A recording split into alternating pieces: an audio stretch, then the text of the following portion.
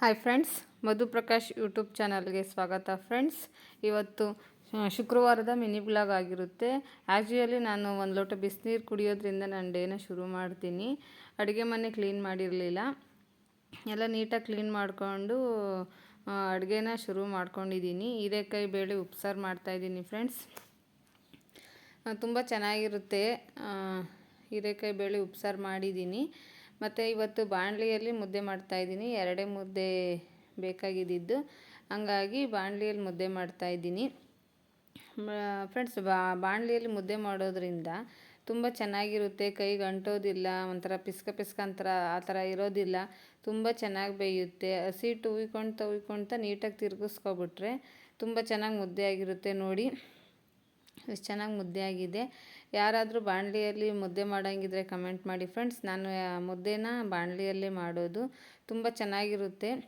ಅದು ಒಂದು ಸ್ವಲ್ಪ ಹೊತ್ತು ಬಿಟ್ಟು ಬೇಯಿಸೋಂಗೇ ಇಲ್ಲ.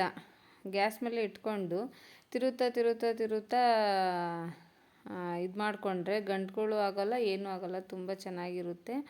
ಒಂದು ಸರಿ ಟ್ರೈ ಮಾಡಿ ಫ್ರೆಂಡ್ಸ್. ಯಾರು ಎಲ್ಲ ಬಾಣಲಿಯಲ್ಲಿ ಅಂದರೆ ಈಗ ಮುದ್ದೆ ಮಾಡೋದು ಕಲಿತಾ ಇದ್ದೀರಾ ಅಂಥವ್ರಿಗೆಲ್ಲ ಬಾಣಲಿಯಲ್ಲಿ ಮುದ್ದೆ ಮಾಡಿದ್ರೆ ತುಂಬ ಚೆನ್ನಾಗಿರುತ್ತೆ. ನೀಟಾಗಿ ನೀವು ಒಂದೊಂದೇ ಮುದ್ದೆನ ಮಾಡ್ಕೊಳ್ತಾ ನೀವು ಕಲ್ತ್ಕೋಬೋದು. ಕಮೆಂಟ್ ಮಾಡಿ ಫ್ರೆಂಡ್ಸ್, ಯಾರೆಲ್ಲ ಬಾಣಲಿಯಲ್ಲಿ ಮುದ್ದೆ ಮಾಡ್ತೀರಾ ಅವರು ಕಮೆಂಟ್ ಮಾಡಿ. ಮತ್ತು ಬಾಣಲಿಯಲ್ಲಿ ಮುದ್ದೆ ಮಾಡೋದನ್ನ ಟ್ರೈ ಮಾಡಿ ಫ್ರೆಂಡ್ಸ್. ನೋಡಿ ಈ ಥರ 3 ಮುದ್ದೆ ಆಗಿದೆ.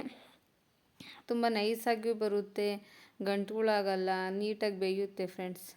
ಮತ್ತು ಅದಾದಮೇಲೆ ಎಲ್ಲ ಕ್ಲೀನ್ ಮಾಡ್ಕೊಂಡಿದ್ದೆ. ನಡುಮನೆ ಅನ್ನೋದು ಇತ್ತು, ಅದನ್ನು ಎಲ್ಲ ನೀಟಾಗಿ ಧೂಳು ಕೊಡ್ಕೊಂಡು ಕಸ ಗುಡಿಸ್ಕೊಂಡು ಈಗ ನೆಲ ಸಾರಿಸ್ಕೊತಾ ಬರ್ತಾಯಿದ್ದೀನಿ